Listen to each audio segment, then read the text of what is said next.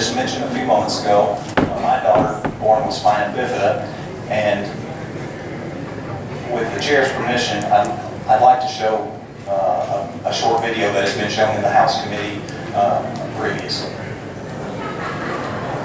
Go ahead.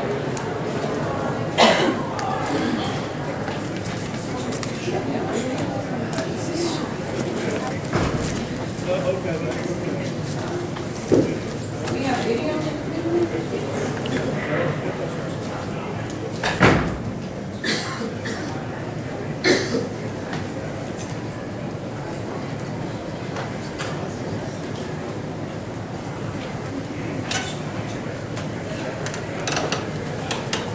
And whose video is this? This is a video actually produced by my wife. On December 26, 2001, the Mayberry family of 3 became the Mayberry family of 4, with the addition of Katie Faith Marie Mayberry. We knew at 19 weeks of my pregnancy that Katie would be born with spina bifida, a condition that prevents the spinal cord from forming properly in the womb during the first 28 days of a pregnancy. When she was born, there was a lesion on her back about the size of an orange. It looked like raw flesh down to her spinal cord. The severity of the complications can vary from patient to patient, but usually involves some degree of paralysis in poor bladder and bowel control.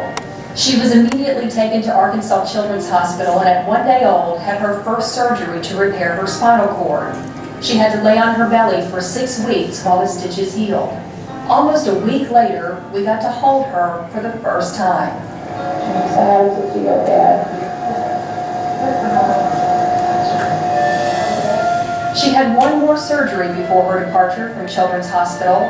Part of Katie's brain is sunken into her neck, forcing the fluid that should flow freely from her head to other parts of her body to back up. A tube called a shunt was placed in her head to drain that fluid into her belly. The first year of Katie's life was full of ups and downs.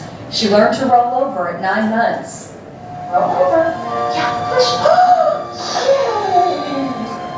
She later began to scoot around the house by army crawling and eventually learned to sit up. At slightly over 2 years old, Katie got wheels. What are you in, Katie? My wheelchair. She learned very quickly how to maneuver the wheelchair around objects. She loves being able to get around without having to use all of her energy to crawl or to cry for Mom or Dad to pick her up.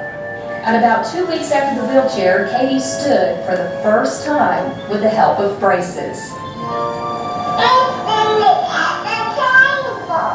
You are standing at the table. I look so cute.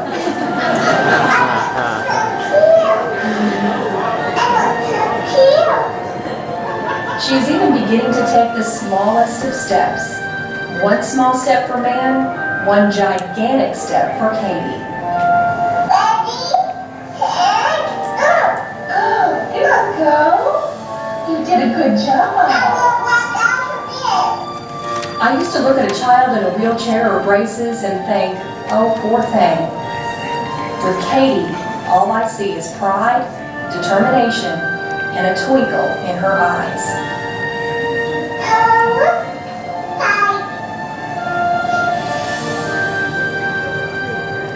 I'm 8 years old and I have 2 other sisters. They love me and I love them.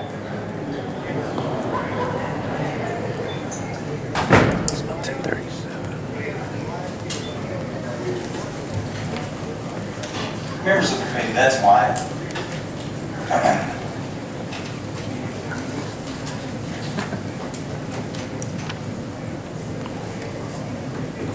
That's why this bill is important.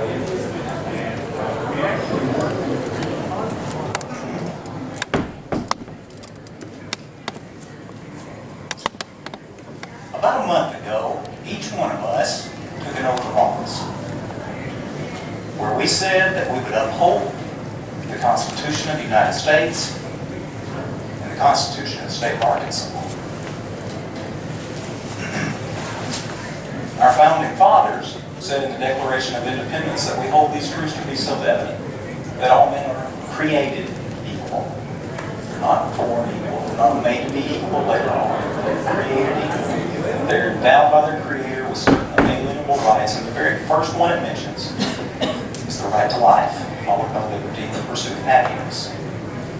Now, some of us may argue that while we may be philosophically or theologically opposed to abortion, that we have no right or role to intercede.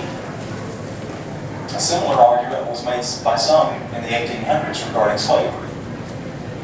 Thankfully, there were those who were willing to intercede on the part of those who were defenseless. That same line in the Declaration of Independence goes on to say that to secure these rights, these unalienable rights, that governments are instituted among men, deriving their just powers from the consent of the governed. The governed are the people who elected us, who sent us here to take that oath of office. Elected us as a government to secure that right to life. When we said that we would uphold the Arkansas Constitution, Amendment 68 to the Constitution states that the policy of Arkansas is to protect the life of every unborn child. According to some statistics that we have on these prenatal diagnoses of birth defects, up to 92% of children with Down syndrome, 92% of children with Down syndrome are aborted.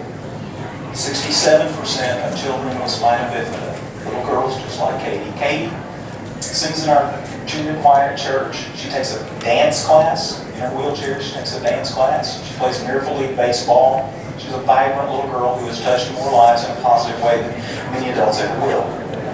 But 67% of children with spina bifida are aborted. 89% of children with anencephaly are aborted. Amendment 68, the policy of Arkansas is to protect the life of every unborn child from conception to birth to the extent permitted by the federal Constitution. Members, I believe that we are compelled, if we are to live up to that oath of office, to pass this law. This is a good bill. It will save some babies' lives, and I would appreciate that vote. Thank you. All right, thank you very much. Questions from the committee?